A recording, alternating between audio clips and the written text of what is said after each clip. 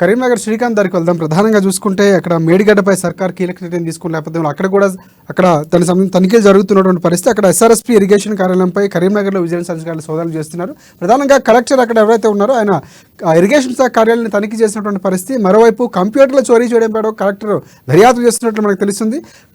Kaleshwaram projects ఇతర పనులపై కూడా పూర్తి స్థాయిలో అధికారులు ఆరా తీస్తున్నారు. సో ఇప్పటికే ప్రభుత్వ ఆదేశాలతో జరుగుతున్నటువంటి ఈ ఇరిగేషన్కు సంబంధించి జరుగుతున్నటువంటి తనిఖీకి సంబంధించి పూర్తి అప్డేట్స్ ఏంటి చెప్పండి శ్రీకాంత్. Good evening Rajasekhar.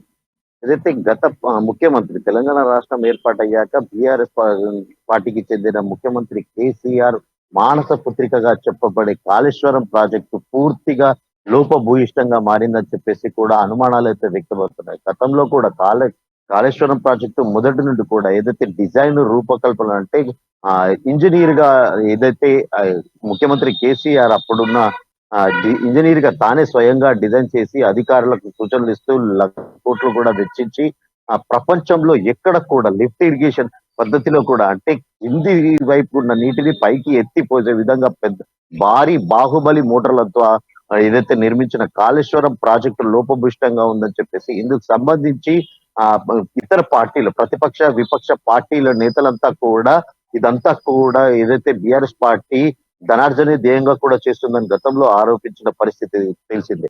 అయితే ఈ రాష్ట్రంలో కాంగ్రెస్ పార్టీ అధికారంలోకి వచ్చిన తర్వాత ఇప్పటికే మంత్రులంతా కూడా ఏదైతే మేడిగడ్డ వద్ద బ్యారేజ్ కుంగిపోవడము బొంగవళ్ళు రావడము ఇదంతా నిర్మాణ లోపము ఏర్పడిందంటూ కూడా కాంగ్రెస్ పార్టీకి చెందిన నేతలంతా కూడా ఆ ప్రాంతాన్ని పరిశీలించారు.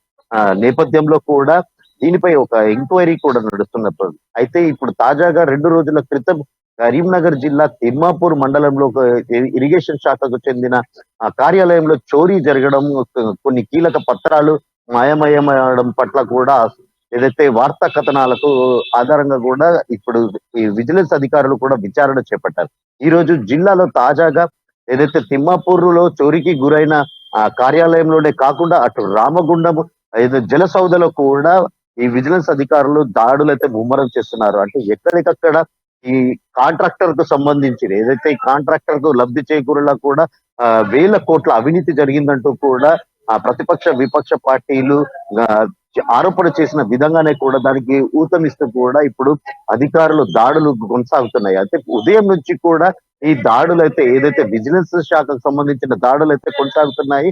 అంటే సాయంత్రం వరకు అంటే అసలు ఎలాంటి ఫైళ్లు మాయమయ్యాయి, ఇలాంటి లోటు దీనికి సంబంధించి పూర్తిగా ఎవరైతే కాంట్రాక్టర్లు ఉన్నారో వారిని కూడా సంప్రదించినటువంటి పరిస్థితి ఏమైనా కనిపిస్తుంది. ప్రధాన మరోవైపు కంప్యూటర్ల చోరీపై కూడా కలెక్టర్ దర్యాప్తు చేసినట్టు తెలుస్తుంది. సో దానికి సంబంధించిన అప్డేట్స్ ఏంటి? కరీంనగర్ జిల్లా కలెక్టర్ పమేలా సత్పతి ఈ ఏదైతే కంప్యూటర్ల చోరీకి సంబంధించి కూడా ప్రత్యేకంగా ఆరా తీసి దీనిపై కూడా దర్యాప్తు చేస్తున్న పరిస్థితి ఉంది. ఈ రోజు అదే కార్యాలయంలో ఏదైతే దీనికి సంబంధించిన విజిలెన్స్ అధికారులు కూడా విచారణ చేపట్టారు. అసలు చోరీ ఎందుకు జరిగింది, ఇందులో ఉద్యోగుల పాత్ర ఏమైనా ఉందా, ప్రభుత్వ ఉద్యోగుల పాత్ర ఏమైనా ఉందా అంటూ కూడా ఒక విచారణ అయితే చేపట్టారు. అయితే దీనికి సంబంధించి అయితే ముఖ్యమంత్రి కేసీఆర్ అప్పుడు గతంలో ఉన్న ఏదైతే ఈ కాళేశ్వరం ప్రాజెక్టు మీద సర్వత్రా కూడా విమర్శలు వ్యక్తమవుతున్న పరిస్థితి.